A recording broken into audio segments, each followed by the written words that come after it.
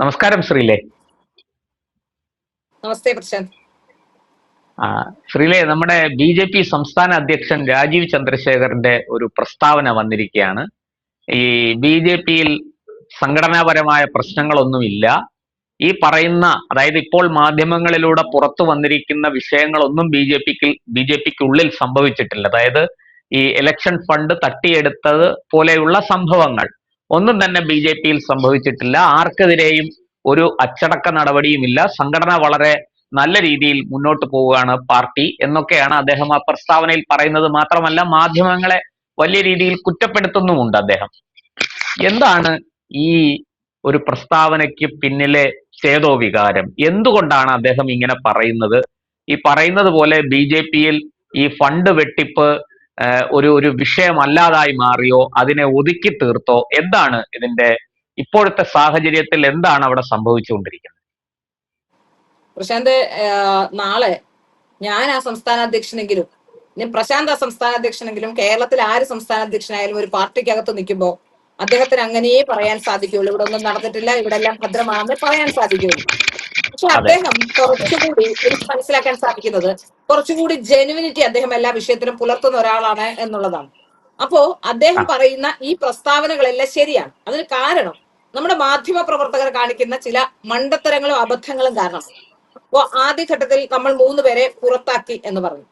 2 ദിവസത്തേക്ക് രാജീവ് ചന്ദ്രശേഖറിന്റെ ഭാഗത്തു നിന്നും യാതൊരു തരത്തിലുള്ള ക്ലാരിറ്റിയോ ക്ലാരിഫിക്കേഷനോ ആ വിഷയത്തിൽ ഉണ്ടായില്ല. എന്നാൽ ഒരു റിലീസ് ഇറക്കുകയും ചെയ്തു. ആ ഇറക്കിയ റിലീസിൽ അദ്ദേഹം കൃത്യമായി പറയുന്നുണ്ട്, അച്ചടക്ക നടപടികൾ സംഘടനയുടെ ഭാഗമാണ്, അത് സംഘടനയ്ക്കകത്ത് പരിഹരിക്കേണ്ട കാര്യമാണ്. അച്ചടക്ക നടപടികളെ കുറിച്ച് പറയുന്നുണ്ട്, ജനാധിപത്യ സംവിധാനത്തിൽ അനിവാര്യമാണെന്ന് പറയുന്നു. അദ്ദേഹം ഒരിക്കലും നടപടി എടുത്തിട്ടില്ല എന്ന് പറഞ്ഞിട്ടില്ല. അദ്ദേഹം വളരെ കൃത്യമായി തന്നെ ഒരു റിലീസ്, അതായത് 3 പേരെ പുറത്താക്കി എന്ന് പറഞ്ഞ് പുറത്തു വന്ന റിലീസ് വ്യാജമാണ് എന്നാണ് അദ്ദേഹത്തിന്റെ വാദം. ഒന്ന്, ആ റിലീസ് വ്യാജമായിരുന്നു, ശരിയാണ്. അതിന് BJP ഓഫീസിൽ നിന്ന് പിന്നീട് ആരെങ്കിലും ഉണ്ടാക്കി കൊടുത്താണോ എന്ന് എനിക്കറിയില്ല. ആദ്യഘട്ടത്തിൽ റിലീസ് ഇറക്കാൻ തീരുമാനിച്ചിരുന്നില്ല. ആരും അറിയാതെ അച്ചടക്ക നടപടി എന്ന രീതിയിൽ ഇവരെ മാറ്റി നിർത്തുകയും ആ മാറ്റി നിർത്തിയ ശേഷം ഇവരോട് പണം തിരിച്ചടയ്ക്കണം എന്ന് പറയുകയുമാണ് ചെയ്തിട്ടുള്ളത്. ഞാൻ എന്റെ വാർത്തയിൽ ഉടനീളം പറഞ്ഞിട്ടുണ്ട്, മാധ്യമപ്രവർത്തകർക്കായി പ്രത്യേക റിലീസ് ഇറക്കിയിട്ടില്ല. അപ്പോ അദ്ദേഹം പറഞ്ഞ വാദം ശരിയാണ്, അദ്ദേഹത്തിന്റെ വാദം ശരിയാണ്. അതിനുശേഷം പിന്നീട് എനിക്ക് തോന്നുന്നു പിന്നീട് ഒരു പ്രതികരണം അദ്ദേഹം നാട്ടിൽ വന്ന ശേഷം ഇത്രയും വിഷയങ്ങളുമായി ബന്ധപ്പെട്ടും യാതൊരു തരത്തിലുള്ള പ്രതികരണം അദ്ദേഹം നടത്തിയില്ല. മാധ്യമങ്ങൾക്ക് മുമ്പിൽ വീമ്പ് പറഞ്ഞില്ല, അങ്ങനെ ഇല്ല എന്ന് പറഞ്ഞില്ല, ഒന്നും പറഞ്ഞില്ല. പക്ഷെ അദ്ദേഹത്തിന്റെ പ്രവൃത്തികളിൽ നമുക്ക് വളരെ കൃത്യമായിട്ട് കാര്യങ്ങൾ ബോധ്യമാകുന്നുണ്ട്. ഇന്നലെ എന്നെ ഒരാൾ വിളിച്ചിരുന്നു, BJP-യുമായി അടുത്ത് ബന്ധമുള്ള BJP ഓഫീസിലൊക്കെ സ്ഥിരമായി പോകുന്ന ആളാണ്. അദ്ദേഹം എന്നോട് പറഞ്ഞത്, വളരെ സന്തോഷം സഹോദരി, നിങ്ങൾ ഞങ്ങൾക്ക് വേണ്ടി ചെയ്ത കാര്യങ്ങൾക്ക് എന്ന് പറഞ്ഞു. ഞാനത് എന്താണെന്ന് ചോദിച്ചപ്പോൾ പറഞ്ഞു, ഇപ്പൊ ഞങ്ങൾക്ക് രാജീവ് ചന്ദ്രശേഖർജിയെ കാണാൻ പറ്റുന്നുണ്ട്, സുരേഷ് ഏട്ടൻ ഞങ്ങളോട് വളരെ സൗഹാർദ്ദത്തോടും സ്നേഹത്തോടും ഇടപഴകുന്നുണ്ട്, ശ്രീനിവാസൻ സിനിമകളിൽ തമാശ പറയാനായി ചില ശ്രമങ്ങൾ നടത്തുന്നുണ്ടല്ലോ, അത്തരത്തിൽ ഇതുവരെ മിണ്ടാതെ കൈ കാണിച്ചു മാത്രം മൂളിപ്പോയിരുന്ന സുരേഷ് ഏട്ടൻ ഇപ്പൊ ഞങ്ങളോട് വളരെ കാര്യമായി ഇടപഴകുന്നുണ്ട്, വളരെ കൃത്യമായി തമാശകളൊക്കെ പറയുന്നു. അതുപോലെ സോമൻ ചേട്ടൻ ആഹാരം കഴിക്കാൻ വിളിക്കുന്നു, ഞങ്ങളെയൊക്കെ വളരെ സൗഹാർദ്ദത്തോടെ സ്നേഹത്തോടെ കൊണ്ടുപോകുന്നു. ഓഫീസിൽ വന്നാൽ രാജീവ് ചന്ദ്രശേഖർജിയുടെ മുകളിൽ തള്ളിക്കയറ്റമില്ല, ആൾക്കാരും അവിടെ കാണുന്നില്ല, അദ്ദേഹവും അദ്ദേഹത്തിന്റെ പ്രൈവറ്റ് സെക്രട്ടറിയൊക്കെ ഉള്ളൂ. മറ്റേതെന്ന് പറഞ്ഞാൽ പുറത്തേക്ക് ആരെങ്കിലും കാണാൻ വന്നാൽ ആർക്കും അദ്ദേഹത്തെ കാണാൻ കഴിയുമായിരുന്നില്ല, ഇപ്പോൾ അദ്ദേഹത്തെ കാണാൻ കഴിയുന്നുണ്ട് എന്നുള്ളതാണ്. എനിക്ക് വളരെ സന്തോഷം തോന്നി. നമ്മൾ പറഞ്ഞ ഏതെങ്കിലും ഒരു കാര്യം കൊണ്ട് അങ്ങനെ ഒരു കാര്യം സംഭവിച്ചിട്ടുണ്ടെങ്കിൽ വളരെ സന്തോഷം തന്നെ. കേരളത്തിലെ ജനങ്ങൾക്ക് വേണ്ടിയാണ്, BJP-യെ സ്നേഹിക്കുന്ന BJP-ക്കാർക്ക് വേണ്ടി തന്നെയാണ് ഞങ്ങൾ ഇത് പറയുന്നത്. അതിലൊരു വ്യത്യാസവും ഇല്ല എന്നുള്ളതാണ് നമുക്ക് മനസ്സിലാക്കാൻ സാധിക്കുന്നത്. കഴിഞ്ഞ ദിവസങ്ങളിലൊക്കെ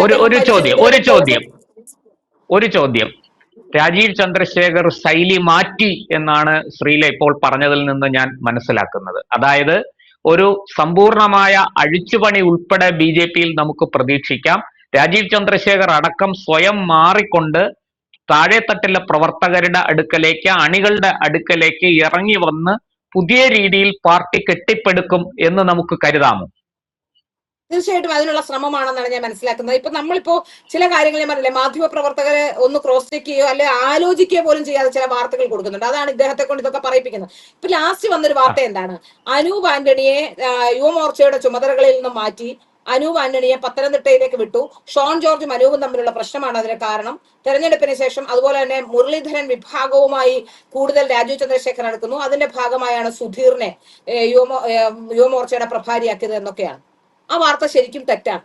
കാരണം അനൂപ് ആന്റണിയെ, ഞാൻ മനസ്സിലാക്കുന്നത് അനൂപ് ആന്റണിയെ ചുമതലയിൽ നിന്ന് മാറ്റിയത്, അപ്പൊ അനൂപ് ആന്റണിയെ സംബന്ധിച്ചിടത്തോളം അനൂപ് ആന്റണി താഴെ തട്ടിൽ നിന്ന് വളർന്നു വന്ന നേതാവൊന്നുമല്ല, സമരം ചെയ്ത് വളർന്നു വന്ന നേതാവുമല്ല. അനൂപ് ആന്റണി ഒരു സുപ്രഭാതത്തിൽ പരമേശ്വർജിയോടൊപ്പം വരികയും അങ്ങനെ ഡൽഹിയിലേക്ക് പോവുകയും, അദ്ദേഹം ഡൽഹിയിൽ വന്ന് താമസിച്ച വീട് സ്ഥലമൊക്കെ ഒരാൾ എന്നോട് പറഞ്ഞിട്ടുണ്ട്, അദ്ദേഹത്തിന്റെ വീട്ടിലാണ് വന്ന് താമസിച്ചതെന്നൊക്കെ അന്നത്തെ അനൂപ് ആന്റണിയെ കുറിച്ചൊക്കെ എന്നോട് ഒരാൾ പറഞ്ഞിട്ടുണ്ട്.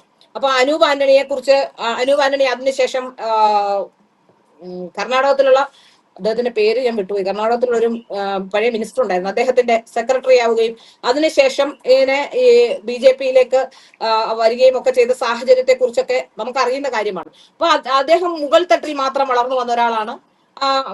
സോഷ്യൽ റിലേഷൻ, പബ്ലിക് റിലേഷനും സോഷ്യലി മറ്റ് ഘടകങ്ങൾ കൊണ്ടൊക്കെ, ഇപ്പൊ BJP-യിലെ തന്നെയാണെങ്കിൽ ഇപ്രാവശ്യം നരേന്ദ്രമോദി വന്ന് എന്നോടൊപ്പമുള്ള ആളാണെന്നൊക്കെ പറയുമ്പോൾ ഉണ്ടാകാവുന്ന ഇതൊക്കെ കൊണ്ട് തന്നെ അദ്ദേഹവുമായി അടുപ്പമുള്ള ആളാണെന്നുള്ളത്, ഇതൊക്കെ കൊണ്ടാണ് അദ്ദേഹത്തിന് കൂടുതൽ വോട്ട് കിട്ടുന്നത്. അല്ല താഴെ തട്ടിൽ നിന്ന് വളർന്നു വന്ന എല്ലാ കാര്യങ്ങളും നോക്കുന്ന ഒരു സമരം ഓർഗനൈസ് ചെയ്യാൻ പറ്റിയ നേതാവാണെന്ന് ഞാൻ വിശ്വസിക്കുന്നില്ല.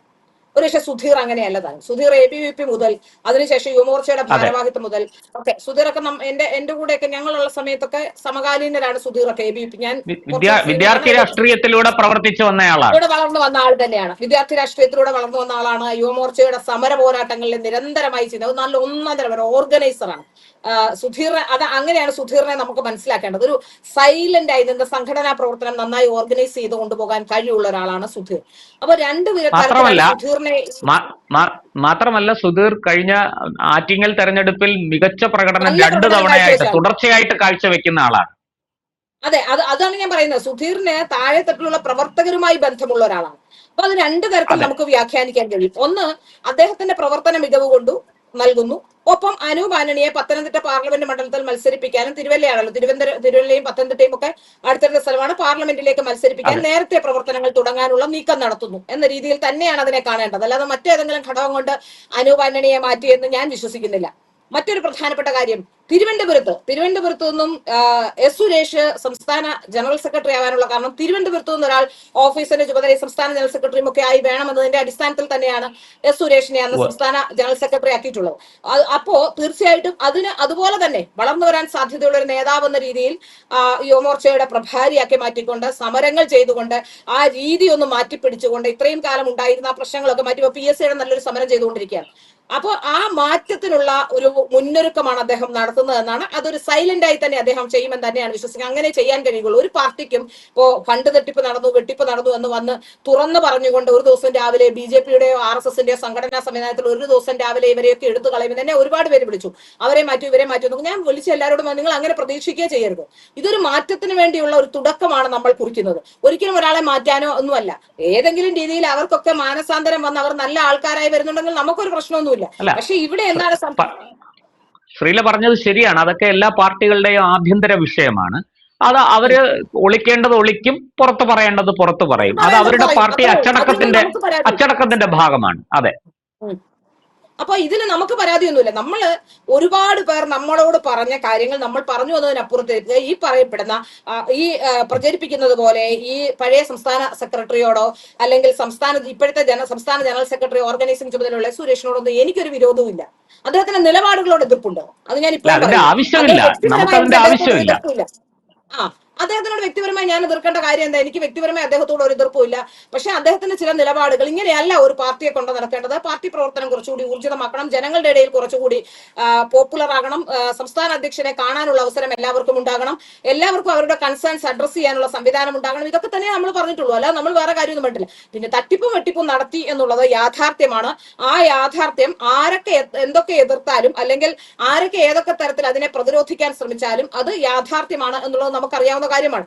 അതിന് ഞാൻ പറഞ്ഞല്ലോ, ഞാൻ അന്നും ഇന്നും എന്നും പറയുന്നു, ഈ നിമിഷം വരെ അതിന്റെ എന്റെ ഒരു മാറ്റവുമില്ല. അതിന്റെ തെളിവുകൾ നമ്മുടെ കയ്യിലുണ്ട് എന്ന് ഞാൻ പറയുന്നുണ്ട്. ആ തെളിവുകൾ എത്തേണ്ടിടത്ത് എത്തിക്കാനും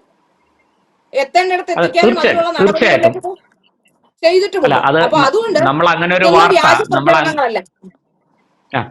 അങ്ങനെ ഒരു വാർത്ത പുറത്തുവിട്ടപ്പോൾ പിന്നെ അതിനുശേഷം മാധ്യമങ്ങൾ പല വാർത്തകൾ പുറത്തുവിട്ടു. അതിലൊന്നും നമുക്ക് ഉത്തരവാദിത്വമില്ല. നമ്മൾ കൊടുത്ത വാർത്തയിൽ നമുക്ക് ഉത്തരവാദിത്വമുണ്ട്. അതിൽ നമ്മൾ ഉറച്ചു നിൽക്കുന്നു. അതിനനുസരിച്ച് ബി.ജെ.പിയിൽ മാറ്റങ്ങൾ വരുന്നത് സ്വാഗതാർഹമാണ്. ഒരു മാധ്യമ പ്രവർത്തകർ എന്ന നിലയ്ക്ക് നമ്മൾ അതിനെ സ്വാഗതം ചെയ്യുന്നു. ബി.ജെ.പി വളരട്ടെ, നല്ല രീതിയിൽ പ്രവർത്തിച്ചു വരട്ടെ.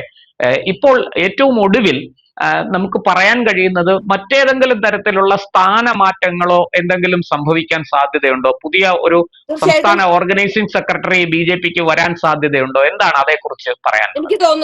എനിക്ക് തോന്നുന്നുണ്ട് കാരണം സംസ്ഥാനം ഒട്ടാകെ ഈ തെരഞ്ഞെടുപ്പുമായി ബന്ധപ്പെട്ട് ഒരു സ്ഥലത്തല്ല എല്ലാ സ്ഥലങ്ങളിലും ഇത്തരത്തിലുള്ള പ്രശ്നങ്ങൾ ഉണ്ടായിട്ടുണ്ട് എന്ന് ബോധ്യപ്പെട്ടതിന്റെ അടിസ്ഥാനത്തിൽ സംസ്ഥാന ജനറൽ സെക്രട്ടറി, ഓർഗനൈസിംഗ് ചുമതലയുള്ള സംസ്ഥാന ജനറൽ സെക്രട്ടറി എന്ന രീതിയിൽ അദ്ദേഹം തെരഞ്ഞെടുപ്പിൽ പോലും മത്സരിച്ചില്ല.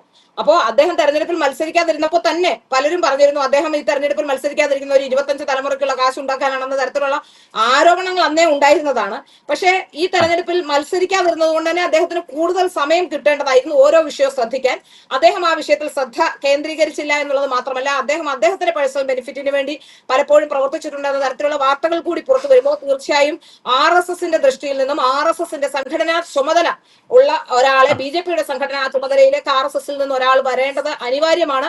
ആ അനിവാര്യത വളരെ പ്രാധാന്യമായി തന്നെ RSS എടുക്കുമെന്ന് തന്നെയാണ് എന്റെ വിശ്വാസം. ഏതായാലും സംഘടനാ ചുമതല എന്തായാലും ഇദ്ദേഹത്തിൽ നിന്ന് മാറ്റി സംഘടനാ ചുമതല മറ്റാരെങ്കിലും ഏറ്റെടുക്കാനുള്ള സംഘടന RSS തന്നെ ഏറ്റെടുക്കാനുള്ള ഒരു സാധ്യതയാണ് ഞാൻ കാണുന്നത്. മാത്രമല്ല വരുന്ന ഉടൻ തന്നെ ഇതൊരു ഉടച്ചുവാർക്കലും ഒക്കെ ഉണ്ടാകുമെന്നാണ് മനസ്സിലാക്കാൻ സാധിക്കുന്നത്. രാജീവ് ചന്ദ്രശേഖർജിക്ക് തന്നെ പല സ്ഥലങ്ങളിലുമുള്ള നിരവധി പരാതികൾ കിട്ടിയിട്ടുണ്ട്. ഇതിൽ വളരെ രസകരമായി തോന്നിയത് കൊല്ലത്ത് നിന്ന് ഒരാൾ അയച്ച ഒരു പരാതി മാധ്യമങ്ങളിൽ വന്നതിനെ സംബന്ധിച്ചാണ്. സംസ്ഥാന അധ്യക്ഷന്റെ പേരിൽ രജിസ്റ്റേർഡ് ആയി വന്ന ഒരു പരാതി, ആ പരാതി എങ്ങനെയാണ് ചോരുന്നത് എന്നതിനെ സംബന്ധിച്ച് അദ്ദേഹം സംസ്ഥാന അധ്യക്ഷൻ ഇവിടെ ഉണ്ടായിരുന്നില്ല. ആ പരാതി മിനിറ്റുകൾക്കകം, ഞാൻ മനസ്സിലാക്കുന്നത് മിനിറ്റുകൾക്കകം മാതൃഭൂമിയിൽ വന്നു എന്നുള്ളതാണ്. അപ്പൊ സംസ്ഥാന ഓഫീസിലേക്ക് വന്ന ഒരു പരാതി, സംസ്ഥാന അധ്യക്ഷന്റെ പേരിൽ വന്ന ഒരു പരാതി, ആ പരാതി മിനിറ്റുകൾക്കകം ചോർന്നു പോരാനുള്ള സാഹചര്യം എന്താണെന്ന് എനിക്കറിയില്ല. ഞാൻ മനസ്സിലാക്കുന്നു അദ്ദേഹവും പരാതി നൽകിയിട്ടുണ്ടെന്നാണ്. അങ്ങനെ നിരവധി പരാതികൾ സംസ്ഥാന അധ്യക്ഷന്റെ മുന്നിലുണ്ട്. അതൊന്നും പരാതി ഉണ്ട് എന്ന് പറയുകയോ അല്ലെങ്കിൽ പരാതി ഉണ്ടെന്ന് പറയേണ്ട ആവശ്യമൊന്നും BJPക്ക് ഇല്ല. BJPക്ക് പരാതി എല്ലാ ഇപ്പൊ CPM-ലാണെങ്കിലും കോൺഗ്രസിലാണെങ്കിലും അങ്ങനെയൊക്കെ തന്നെയാണ്. നടപടികൾ ഉണ്ടാകുമ്പോൾ നമ്മളൊക്കെ അത് ചർച്ച ചെയ്യും. നടപടികൾ ഉണ്ടാകുമ്പോൾ നമ്മൾ ചർച്ച ചെയ്യും, അഴിമതികൾ ചർച്ച ചെയ്യും. ഇപ്പൊ നമ്മളെ സംബന്ധിച്ചിടത്തോളം നമ്മൾ ഈ വാർത്തകൾ പറയുമ്പോൾ നമ്മളെ പലരും വന്ന് മോശം പറയും. ഞാൻ ചോദിക്കട്ടെ, കേരളത്തിലെ CPM-നകത്തെ കഥകളും കാര്യങ്ങളും ഒക്കെ പുറത്തു വരുന്നത് കേരളത്തിലെ പഴയ SFI-ക്കാരിൽ നിന്നുകൊണ്ട് തന്നെയല്ലേ? മാധ്യമപ്രവർത്തകരാകുമ്പോൾ രാഷ്ട്രീയത്തിന് അതീതമായി പല വാർത്തകളും നമുക്ക് ചെയ്യേണ്ടി വരില്ലേ? അപ്പൊ അതുപോലെ തന്നെയാണ് രാജീവ് ചന്ദ്രശേഖറെ പലപ്പോഴും കടന്നാക്രമിക്കുന്ന തരത്തിൽ ഈ ഏഷ്യാനെറ്റുമായി ബന്ധപ്പെട്ട് പലരും പോസ്റ്റ് ഇടുന്നുണ്ട്. അത് അദ്ദേഹത്തിന് നേരത്തെ ഉണ്ടായിരുന്ന ഒരു ബിസിനസ്സാണ്, ഇപ്പോഴും അദ്ദേഹത്തിനുള്ള ബിസിനസ്സാണ്. അദ്ദേഹം അതിൽ കൈവെക്കുന്നില്ല എന്നുള്ളത് തന്നെയാണ്. അദ്ദേഹം അവിടെ പണം മുടക്കുന്നു, അദ്ദേഹം അതിൽ കൈവെക്കുന്നില്ല എന്നുള്ളത് തന്നെയാണ് ഞാൻ മനസ്സിലാക്കുന്നത്.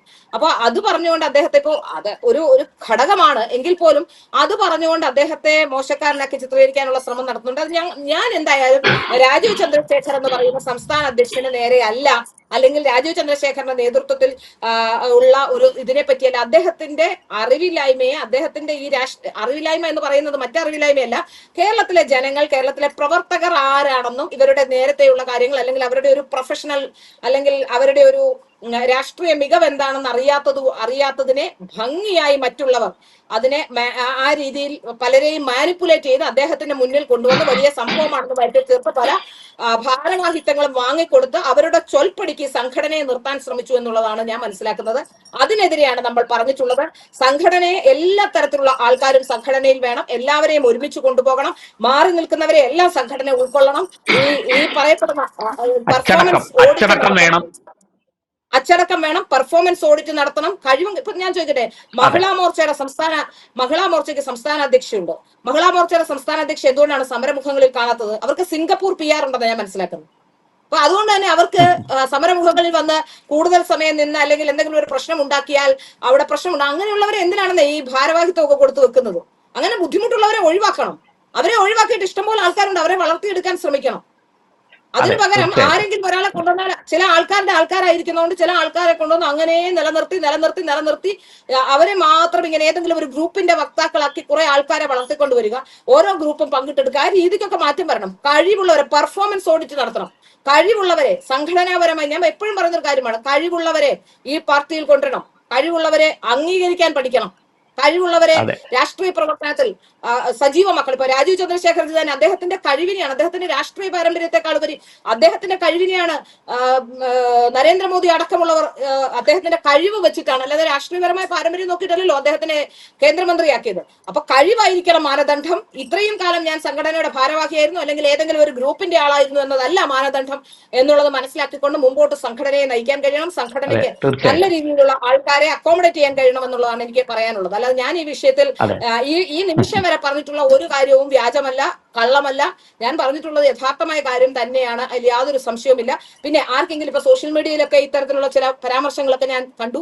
അപ്പൊ ആർക്കെങ്കിലും സംശയമുണ്ടെങ്കിൽ നിങ്ങൾ അടുത്തൊക്കെയുള്ള BJP-കാരോട് നിങ്ങൾ ചോദിക്കുക, ഇങ്ങനെയൊക്കെ സംഭവിച്ചിട്ടുണ്ടോ? ഈ സോഷ്യൽ മീഡിയയിലൊക്കെ എഴുതുന്നവരാണ് കൂടുതലും പറയുന്നത്. നിങ്ങൾ നിങ്ങളുടെ അടുത്തുള്ള ആൾക്കാരോടൊക്കെ ചോദിക്കുക, ഇങ്ങനെയൊക്കെ ഈ പാർട്ടിയിൽ സംഭവിക്കുന്നുണ്ടോ എന്ന്. അപ്പൊ നിങ്ങൾ അതിൽ പ്രവർത്തിക്കുന്നവരോട് കേട്ടോ, പ്രവർത്തിക്കുന്നവരോട് ചോദിച്ചാൽ നിങ്ങൾക്ക് യാഥാർത്ഥ്യം മനസ്സിലാവും എന്താ സംഭവിച്ചുകൊണ്ടിരുന്നതെന്ന്. വളരെ ശരിയാണ്. നമുക്ക് BJP-ക്കുള്ളിൽ ഉണ്ടായിരിക്കുന്ന ഈ മാറ്റങ്ങൾ അത് ഒരു പോസിറ്റീവാണ്, അത് സ്വാഗതാർഹമാണ്. വരട്ടെ, കൂടുതൽ മാറ്റങ്ങൾ വരട്ടെ. പാർട്ടി നല്ല ഒരു പ്രതിപക്ഷ പാർട്ടിയായിട്ട് ഈ വരുന്ന 5 വർഷം കേരളത്തിൽ നല്ല രീതിയിൽ പെർഫോം ചെയ്യട്ടെ എന്ന് തന്നെ നമുക്കും ആഗ്രഹിക്കാം. അതെ, അടുത്ത 5 വർഷത്തിന് ശേഷം തെരഞ്ഞെടുപ്പ് വരുമ്പോൾ ഞങ്ങളെ ഭരിക്കാൻ തെരഞ്ഞെടുക്കൂ എന്ന ഒരു ആവശ്യം ജനങ്ങൾക്ക് മുന്നിൽ വെക്കാൻ കഴിയുന്ന തരത്തിലേക്ക് BJP ഉയർന്നു വരട്ടെ. നമുക്കും സന്തോഷമേ ഉള്ളൂ. പാർട്ടികളുടെ എണ്ണവും ഇത്തരത്തിൽ കഴിവുള്ള ആൾക്കാരുടെ എണ്ണവും ഒക്കെ കൂടട്ടെ. കേരളത്തിൽ വലിയ മാറ്റങ്ങൾ കൊണ്ടുവരാൻ BJP-ക്ക് സാധിക്കും എന്ന് തന്നെയാണ് എന്റെ പ്രതീക്ഷ ഇപ്പോഴും. അതുകൊണ്ട് നമ്മൾ അതിനെ സ്വാഗതം ചെയ്യുന്നു. നന്ദി, നമസ്കാരം.